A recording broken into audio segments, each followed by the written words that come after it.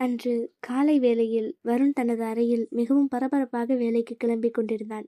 கண்ணாடியின் முன் நின்று தன் ஈரமான தலைமுடியை துவட்டியபடியே நித்யாவிடம் பேசத் தொடங்கினான். ஏண்டி, கொஞ்சம் சீக்கிரமா இருந்து என்னையும் எழுப்பியிருக்கலாம்ல என்று வருண் கேட்க, நித்யா அவனை கூர்ந்து நோக்கினாள். வருண், என்ன நீங்க ஏதோ நான் வேணும்னே உங்களை எழுப்பாத மாதிரி பேசுறீங்க? நானே லேட்டாக தான் எழுந்தேன். அதை தாண்டி நானும் கேட்குறேன், கொஞ்சம் சீக்கிரம் எழுந்திருக்கலாம்ல என்று தனது சட்டையை வேக வேகமாக மாட்டிக்கொண்டே கூறினான் வருண். வருண், சும்மா என்னையே சொல்லாதீங்க, எல்லாம் உங்களால தான் என்று நித்யா வருணிடம் கூறிக்கொண்டே தனது தலைமுடியை வாரிக்கொண்டிருந்தாள். என்ன, என்னாலையா? நான் என்னடி பண்ண என்று வருண் ஒன்றும் புரியாமல் கேட்க, நித்யா லேசான வெட்கத்துடன் அவனை முறைத்தாள். ஆமாம், உங்களால தான். நீங்கள் நேற்று நைட்டு பண்ண சேட்டையால் தான் இப்போ நான் லேட்டாக எழுந்தேன். உங்களுக்கு மட்டும் இல்லை, எனக்கும் தான் இப்போ காலேஜுக்கு லேட் ஆகிடுச்சு. நான் என்ன பண்ணுறது? அது சரி ஏண்டி, அப்படியே நானே எல்லாத்தையும் பண்ண மாதிரி ஓவராக பேசுகிறேன். நீ தான் கூடவே இருந்து கம்பெனி கொடுத்த என்று வருண் குறும்புடன் கேட்டான். ஐயோ வருண், என்ன நீங்கள் இப்படி பேசிகிட்டு இருக்கீங்க? போங்க அந்த பக்கம், எனக்கு டைம் ஆகுது என்று கூறி வருணை மென்மையாக தள்ளிவிட்டு அவள் வேக வேகமாக தனது பேக்கை எடுத்துக்கொண்டு கல்லூரிக்கு கிளம்பினாள். அடேங்கப்பா, உண்மையை சொன்னால் ஒத்துக்க மாட்டியே. நான் நேற்று விஷயம் முடிஞ்சதும் சீக்கிரமே தூங்கலான்னு தாண்டி சொன்னேன். நீ தான் சும்மா இருந்தவனை உசுப்பேத்தி விட்டுட்டு இப்போ என்ன சொல்றியா என்று வருண் விடாமல் வம்புக்கு எடுத்தான்.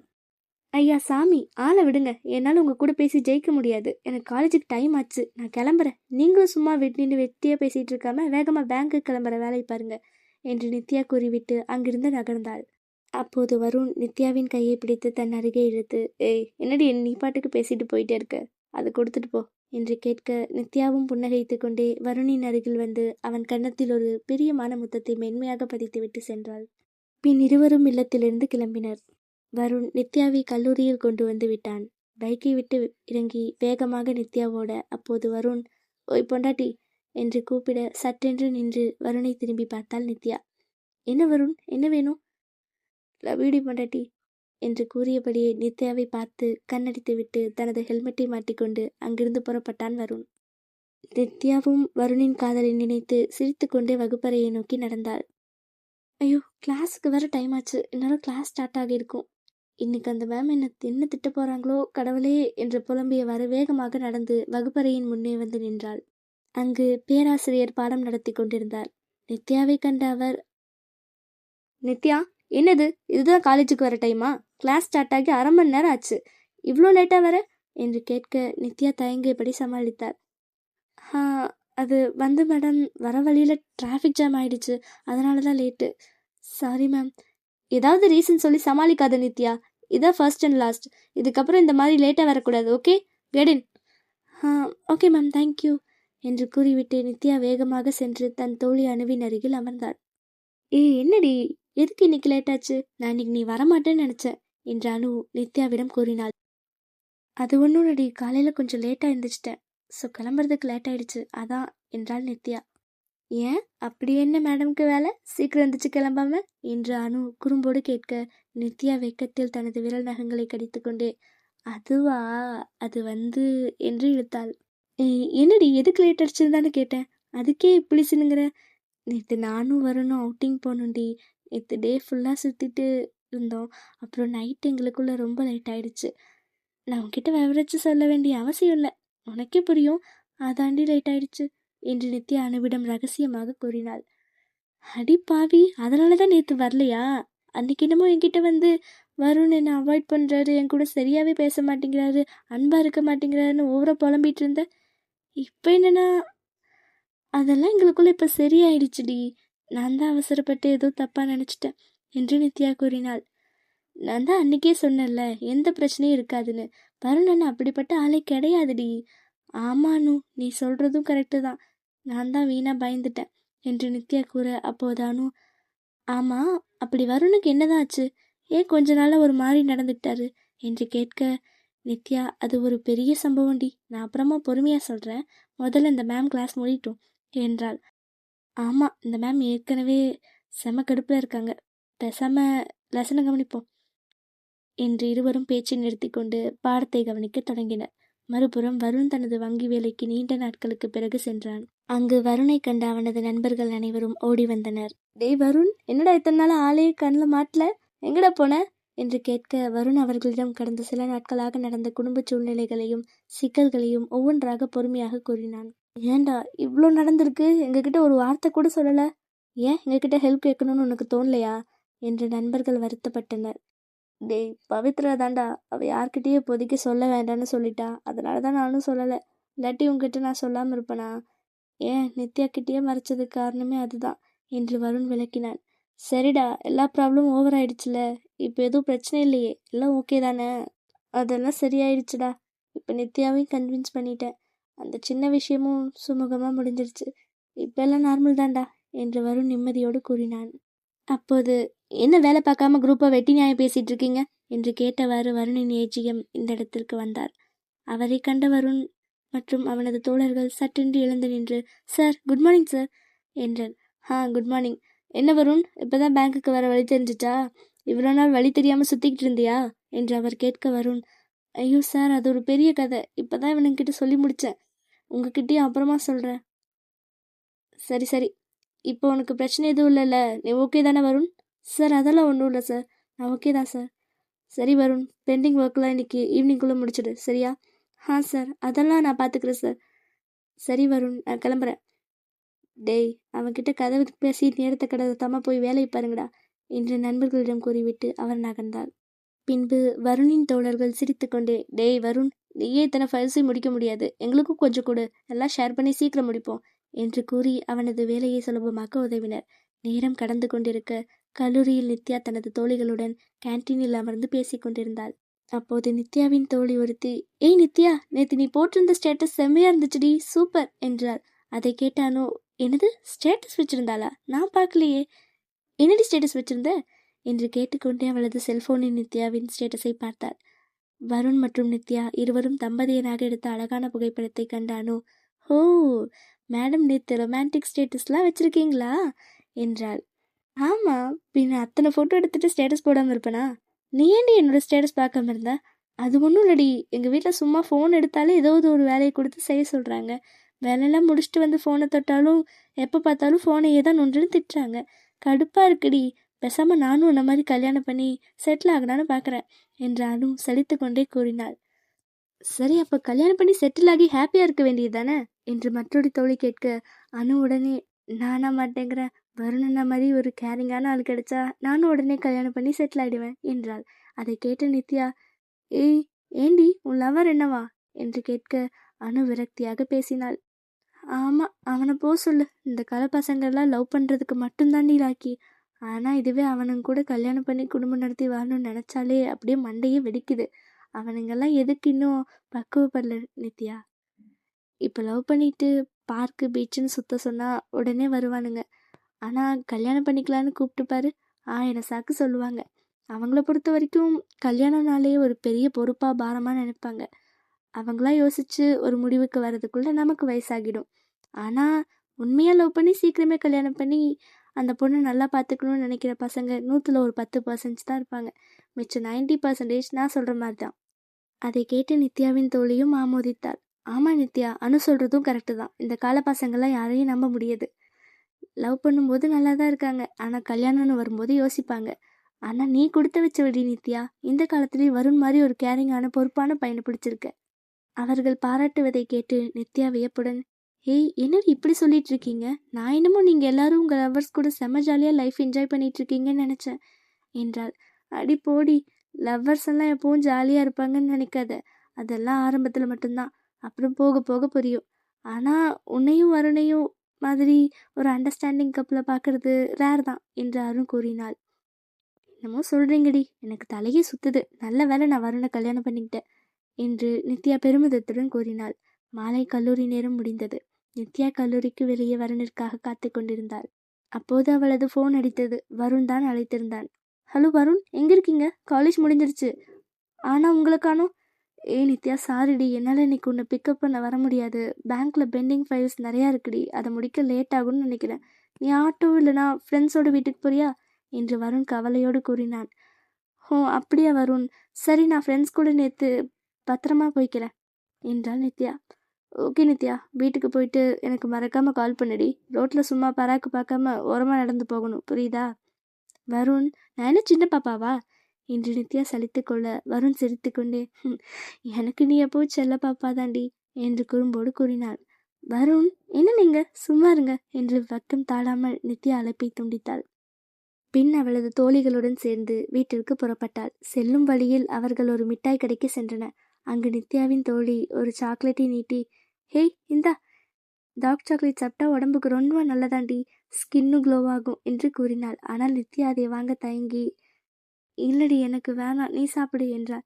ஏய் எதுக்குடி வேணான்னு சொல்ற என்று அனு கேட்க, நித்யாக மெதுவாக, ஏய் அது ஒன்றும் இல்லடி, எனக்கு டேட் நெருங்கிடுச்சு, இந்த நேரத்தில் டார்க் சாக்லேட் சாப்பிட்டா எனக்கு உடனே பீரியட்ஸ் ஆக சான்ஸ் இருக்குடி என்றாள். ஏய் லூசு, அதனால் என்னடி? அதுக்கில்லானோ எனக்கும் வரனுக்கும் இடையில கொஞ்ச நாள் சின்ன மிஸ் அண்டர்ஸ்டாண்டிங் ஆகி இப்போதான் எல்லாம் சரியாகி நார்மலாகி இருக்கு. கொஞ்ச நாள் வருண் கூட நிம்மதியாக ஹாப்பியாக இருக்கலான்னு பார்த்தேன்.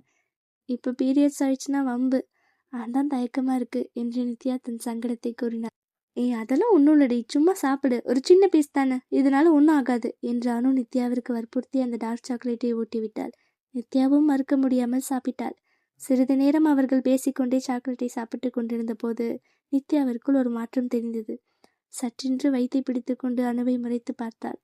அதை கவனித்த அனு, ஏய் நித்யா எதுக்குடி என்ன அப்படி முறைக்கிற என்று கேட்டுவிட்டு அவளது முக மாற்றத்திலேயே விஷயம் புரிந்து விட்டதால், நித்யா இப்போ எதுக்கு என்ன இப்படி முழுங்குற மாதிரி பார்க்குற? என்னமோ நான் உனக்கு சாக்லேட் கொடுக்காட்டி உனக்கு பீரியட்ஸ் ஆகாத மாதிரி, எப்படி இருந்தாலும் டேட்டு படி இன்னைக்கு ஆகத்தான் போகுது, அது இன்னைக்கு வந்துருச்சு, அதுக்கு நான் என்னதான் பண்ணுறது என்று சமாளித்தாள். அதற்கு நித்யா எதுவும் கூறாமல் அணுவையே கோபமாக பார்த்து கொண்டிருக்க அணுவும் திருத்திருவென விழித்தாள். அப்போது கடைக்காரர், ஏமா உங்களுக்கு இன்னும் ஏதாவது வேணுமா, இல்லை அவ்வளோதானா என்று கேட்க அனு, அண்ணா ஒரு நிமிஷம் என்று கூறிவிட்டு நித்யாவை பார்த்து, ஏய் நித்யா உனக்கு என்ன பிராண்ட் வாங்கட்டும் என்று கேட்க அதற்கு நித்யா, ஆமாம் இப்போ பிராண்டு ரொம்ப முக்கியம் பாரு, எதையாச்சும் வாங்கி தொலை என்று சலித்து கொண்டாள். தோழிகள் அனைவரும் சிரித்தனர். தேவையான பொருட்களை வாங்கி கொண்டு அனைவரும் அங்கிருந்து தத்தமது வீட்டிற்கு புறப்பட்டனர். நித்யா சோர்வாக தனது வீட்டை வந்தடைந்தாள். அங்கு வீட்டில் அவளது அத்தையும் மாமாவும் எங்கோ கிளம்பி கொண்டிருந்தனர். சோர்வாக உள்ளே வந்த நித்யா அவர்களை பார்க்க பார்வதி அவளிடம் பேசினாள். நித்யா வந்துட்டியா, வா, உனக்காக தான் வெயிட் பண்ணிட்டு இருந்தேன். நானும் மாமாவும் சேர்ந்து பக்கத்தில் வருணோட சித்தி வீட்டில் ஒரு விசேஷம், அங்கே கிளம்புறோம். இன்னைக்கு நைட்டு அங்கே தங்கிட்டு நாளை காலையில் தான் வருவோம். நீயும் வருணும் சேர்ந்து நைட்டுக்கு ஏதாச்சும் சமைச்சு சாப்பிடுங்க. அப்புறம் திடீர்னு கிளம்புறதுனால என்னால் வீட்டு வேலையெல்லாம் செய்ய முடியலம்மா. நேற்று துவைச்சி காயப்போட்ட துணி அப்படியே இருக்குது, அதை எடுத்து மடித்து வச்சிரு. அப்புறம் பாத்திரம் கொஞ்சம் இருக்குது, அதையும் கழுவிடு. நாங்கள் நாளைக்கு வந்துடுறோம் என்று கூறிவிட்டு அவர்கள் கிளம்பினர். நித்யா தனது மனதிற்குள், கடவுளே, இன்னைக்குன்னு பார்த்து தான் இன்னைக்கு இவ்வளோ வேலை இருக்கணுமா, வயிறு வலி வேலை தாங்க முடியலையே, இதில் நான் எப்படி இவ்வளோ வேலை செய்வேன் என்று புலம்பிக் கொண்டே சோர்வோடு தனது அறைக்கு சென்றாள். பேக்கை கட்டிலில் போட்டுவிட்டு வயிற்றை பிடித்து கொண்டு அமர்ந்தாள். சிறிது நேரத்தில் வருண் தனது வங்கி வேலைகளை முடித்துவிட்டு வீட்டிற்கு வந்தான். பைக்கை நிறுத்தி ஹெல்மெட்டை கழட்டியபடி வீட்டிற்குள் நுழைந்தவன், என்ன வீட்டில் யாரையும் காணோம், நித்யா எங்கடி இருக்க என்று கூப்பிட்டு கொண்டே அறைக்குள் நுழைந்தான். அங்கு நித்யா தனது வயிற்றில் கை வைத்தபடி முகம் வாடி சோர்வாக கட்டிலில் சாய்ந்திருப்பதை பார்த்தான். ரெட்டு என்னடி, அம்மா அப்பா 2 பேரையும் காணோம், எங்கே போயிட்டாங்க என்று கேட்டுக்கொண்டே வருண் நித்யாவின் அருகில் வந்து அமர்ந்தான். அவளது முகத்தை தூக்கி பார்த்தபோது அவளது கண்கள் சிவந்து போயிருந்தன. ஏய் பொண்டாட்டி, என்னடி ஆச்சு, ஏன் அப்படி டல்லா இருக்க, கண்ணெல்லாம் சிவந்திருக்கு, உடம்பு எதுவும் சரியில்லையா, என்ன ஃபீவரா என்று பதற்றத்துடன் அவள் கழுத்தில் கை வைத்து தொட்டு பார்த்தான். ஃபீவரெல்லாம் ஒன்றும் இல்லை வருண், எனக்கு பீரியட்ஸ் ஆயிடுச்சு, அதான் ஒரு மாதிரி இருக்கு என்றாள் நித்யா மெல்லிய குரலில். என்ன பீரியட்ஸா, ஏய் ரொம்ப வயிறு வலிக்குதாடி என்று வருண் கவலையுடன் கேட்க, ஐயோ வருண் ரொம்ப வலிக்குது என்று கூறி நித்யா அவனை இறுக்கமாக அணைத்து கொண்டு அவனது தோளில் சாய்ந்து கொண்டாள். வருண் அவளை அரவணைத்து அவளது தலைமுடியை கோதிவிட்டபடி, சரி நித்யா, எந்த வேலையும் செய்யாத, அமைதியாக ரெஸ்ட் எடு என்றான். ஆமாம், அப்படியே நான் ரெஸ்ட் எடுத்துட்டாலும். ஏண்டி, ஏன் ரெஸ்ட் எடுக்க முடியாது, காலேஜில் ஏதாவது ஒர்க் கொடுத்தாங்களா? காலேஜில் ஒன்றும் இல்லை வருண், ஆனால் வீட்டில் நிறைய வேலை இருக்குது. அத்தையும் மாமாவும் சித்தி வீட்டு ஃபங்க்ஷனுக்கு கிளம்பி போயிட்டாங்க. வீட்டில் பாத்திரம் அப்படியே கிடக்கு, துணியும் அடிக்கணும். அவங்கக்கிட்ட என்னால் உடம்பு முடியலன்னு சொல்ல முடியல. நானும் சரின்னு சொல்லிட்டேன். ஆனால் என்னால் இந்த கட்டிலை விட்டு கூட நகர முடியல, அவ்வளோ பெயினாக இருக்குது என்று நித்யா வருத்தப்பட்டாள். சரிடி, இப்போ அதுக்கு என்ன, நீ அமைதியாக படுத்துக்கோ, எல்லா வேலையும் நான் பார்த்துக்கிறேன் என்றான் வருண் உறுதியாக. என்ன, நீங்கள் பார்த்துக்க போகிறீங்களா? அதெல்லாம் ஒன்றும் வேண்டாம் வருண், நீங்களே இவ்வளோ நேரம் பேங்க்கில் வேலை செஞ்சுட்டு டயர்டாக வந்திருக்கீங்க, உங்களை நான் வேலை வாங்க மாட்டேன். நான் ஏதாச்சும் டேப்லெட் போட்டுட்டு வேலையெல்லாம் பார்க்குறேன். ஏய் சும்மாரு, தேவையில்லாமல் டேப்லெட்லாம் எதுவும் போடக்கூடாது, நானே எல்லா வேலையும் பார்த்துக்கிறேன். எனக்கு டயர்டாக இருந்தால் பரவாயில்ல, அதுக்காக உன்னை இந்த நிலையில் வேலை செய்ய விட முடியுமா? நீ என் செல்ல பாப்பாடி, ஆல்ரெடி பெயினில் இருக்க, அமைதியாக ரெஸ்ட் எடு என்று கூறி நித்யாவின் நெற்றியில் அன்போடு முத்தமிட்டான் வருண். ஆனால் வருண், நீங்கள் டயர்டாக இருப்பீங்களே என்று நித்யா மீண்டும் இழுக்க வருண் அவளது உரட்டில் விரல் வைத்து தடுத்து அவளது கன்னத்தில் முத்தமிட்டான். ஒன்றும் பேசக்கூடாது, நான் எல்லாத்தையும் பார்த்துக்கிறேன், நீ கொஞ்ச நேரம் அமைதியாரு. வருண் சமையல் அறைக்கு சென்று அங்குள்ள பாத்திரங்களை எல்லாம் சுத்தமாக கழுவி வைத்தான். பின்பு நித்யாவிற்காக எளிமையான உணவை சமைத்து அவள் இருக்கும் அறைக்கு எடுத்து வந்தான். அதை கண்ட நித்யா, ஐயோ வருண், எதுக்காக சமைச்சிட்டுலாம் வந்தீங்க? மெதுவாக வந்து சாப்பிட்ருப்பேன்ல என்றாள். ஏண்டி, நான் சமைச்சா என்ன, உனக்காக இது கூட பண்ண மாட்டேனா? இதே நீ உங்கள் அம்மா வீட்டில் இருந்தால் உங்கள் அம்மா இதெல்லாம் பண்ணித்தர மாட்டாங்களா? அதே மாதிரி தான் நானும் உன்னை கஷ்டப்படுத்துகிற எந்த ஒரு விஷயத்தையும் நான் செய்ய மாட்டேன், உன்னையும் செய்ய விட மாட்டேன், புரியுதா? இந்தா சாப்பிடு என்று அவளுக்கு அன்போடு உணவை ஊட்டி விட்டான். நித்யாவும் நெகிழ்ச்சியோடு சாப்பிட்டு முடித்தாள். நித்யா, அப்புறம் என்ன வேலை இருக்குன்னு சொல்லு, அதையும் செஞ்சு முடிச்சிடுறேன். அது நேற்று காய போட்ட துணியெல்லாம் மொட்டை மாடியில் அப்படியே இருக்கு வருண், அதை எடுத்து மடித்து வைக்கணும். சரி, நான் போய் துணியெல்லாம் எடுத்துட்டு வந்துடுறேன், நீ படுத்துக்கோ என்று கூறிவிட்டு வருண் மொட்டை மாடிக்கு சென்றான். அங்குள்ள துணிகளை அவன் ஒவ்வொன்றாக எடுத்து கொண்டிருந்த போது பக்கத்து வீட்டு மாடியில் இருந்த இரு இளம் பெண்கள் இதை பார்த்து பேசிக்கொண்டனர். ஏய், என்னடி இது, வருண் இந்த வீட்டு வேலையெல்லாம் பார்த்துட்டு இருக்கான். ஆமாடி, பொண்டாட்டி எந்த வேலையும் செய்ய விடாம அவ்வளோ அருமையாக பார்த்துக்கிறான் போல. கொடுத்து வச்சபடி நித்யா, 2 பேரும் அவ்வளோ ஹாப்பியாக இருக்காங்க. நமக்கும் தான் புருஷன்னு வச்சிருக்காங்களே, ஒரு சின்ன உதவி கேட்டாலே கோவிச்சுக்கிறாங்க. வருண் மாதிரி ஒரு புருஷன் கிடைக்கிறதுக்கு நித்யா புண்ணியம் பண்ணியிருக்கணும். அவர்கள் பேசுவதை கேட்டுக்கொண்டே வருண் துணிகளை எடுத்துக்கொண்டு கீழே இறங்கினான்.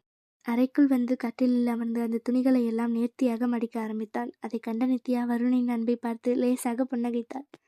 ஏய், என்னடி தனியாக சிரிச்சிட்டு இருக்க என்று வருண் கேட்க நித்யா அவன் அருகே வந்தாள். அது ஒன்றும் இல்லை வருண், இன்னைக்கு நான் என் ஃப்ரெண்ட்ஸ் கூட பேசிகிட்டு இருந்தேன். அவங்கெல்லாம் இந்த கால பசங்க யாரையும் அவங்க மனைவியை அவ்வளோ கேர் பண்ணிக்க மாட்டாங்கன்னு சொன்னாங்க. உங்களை மாதிரி புருஷன் கிடைச்சதுக்கு நான் கொடுத்து வச்சிருக்கணும்னு எல்லாரும் சொன்னாங்க. அவங்க சொல்லும் போது எனக்கு பெருசாக தெரில, ஆனால் இப்போ நீங்கள் செய்கிறத பார்க்கும்போது அது 100க்கு 100 உண்மைன்னு புரியுது வருண். என் அப்பா அம்மாவே பார்த்து என்னை கல்யாணம் பண்ணி வச்சுருந்தா கூட இந்த மாதிரி ஒரு அன்பான புருஷன் கிடைப்பாரான்னு எனக்கு தெரியல என்று கண்கள் பணிக்க கூறினாள். வருண் உடனே அவளது நெற்றியில் முத்தமிட்டு, ஏண்டி, இந்த கால பசங்களுக்கு என்ன குறைச்சல்?